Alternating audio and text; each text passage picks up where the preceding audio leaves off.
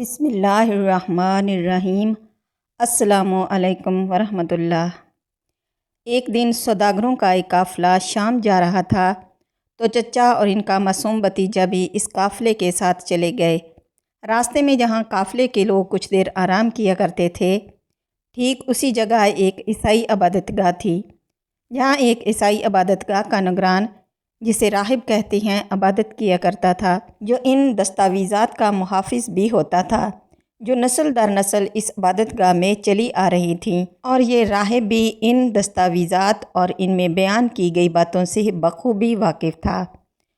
اب جو یہ قافلہ، جس میں یہ دونوں چچا بھتیجا تھے، عبادت گاہ سے ذرا فاصلے پر آ کر ٹھہرا تو راہب نے قافلے پر ایک نظر ڈالی اور ایک دم ہی چونک پڑا، کیونکہ جب وہ دور سے قافلے کو آتا دیکھ رہا تھا تو اسے بادل کا ایک چھوٹا سا ٹکڑا اس قافلے کے اوپر سایہ کیا ہوا نظر آیا تھا، مگر اس نے محض ایک اتفاق سمجھا۔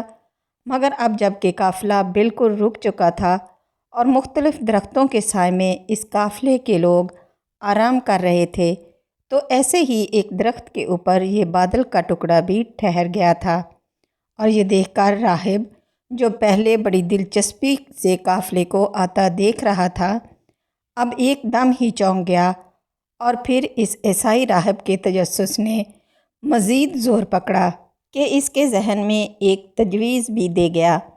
راہب نے اس قافلے والوں کو کھانے کی دعوت دی اور کہلوایا کہ میری خواہش ہے کہ تم میں سے ہر ایک جوان، بوڑھا، غلام یا آزاد میرے یہاں کھانے کے لیے آئے۔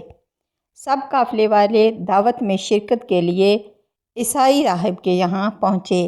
جیسے جیسے لوگ عبادت گاہ کے اندر داخل ہو رہے تھے، عیسائی راہب ہر ایک کے چہرے کو غور سے دیکھتا، لیکن جو بات وہ ان لوگوں میں تلاش کر رہا تھا وہ اسے نہیں مل رہی تھی۔ غالباً تمام لوگ نہیں آئے تھے۔ راہب کو خیال آیا کہ میں نے کہا تھا کہ کسی کو چھوڑ کر مت آنا۔ راہب نے قافلے والوں سے کہا، ایسا کوئی بھی نہیں ہے کہ جسے ہم نے پیچھے چھوڑا ہو، سوائے ایک لڑکے کے جو ہم میں سب سے چھوٹا ہے۔ قافلے والوں نے جواب دیا، اس کے ساتھ اس طرح کا سلوک نہ کرو اور اسے بلاؤ، اس کا یہاں آنا ضروری ہے۔ راہب نے قدرے ناراضگی سے کہا کہ اس بار قافلے والوں کا شرمندگی کا احساس ہوا اور وہ لڑکے کو دعوت پر بلا لائے۔ لڑکے کے چہرے پر نظر ڈال کر ہی راہب کو اپنی تلاش مل گئی۔ کھانے پینے کا سلسلہ شروع ہوا۔ راہب لڑکے کے چہرے کا جائزہ لیتا رہا۔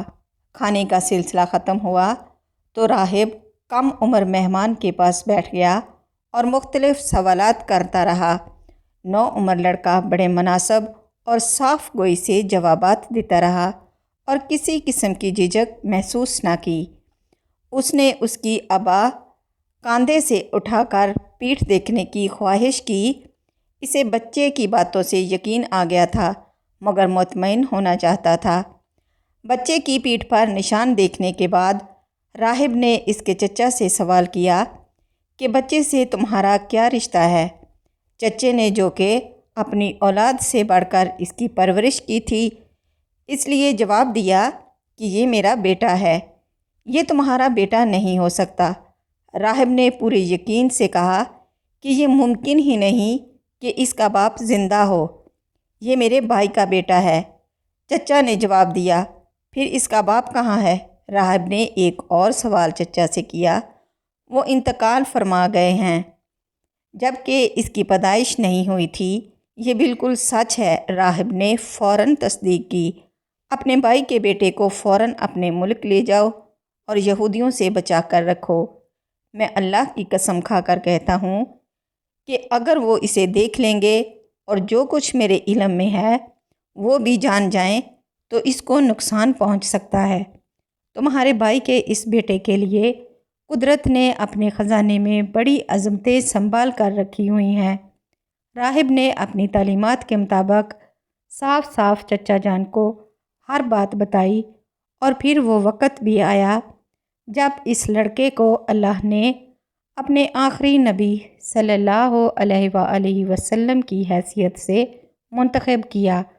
جی ہاں، محمد صلی اللہ علیہ وسلم ہمارے پیارے نبی صلی اللہ علیہ وآلہ وسلم، جنہوں نے اپنی تمام زندگی اس فرض کو انجام دینے میں لگا دی جس کے لیے اللہ تعالیٰ نے انہیں بھیجا تھا۔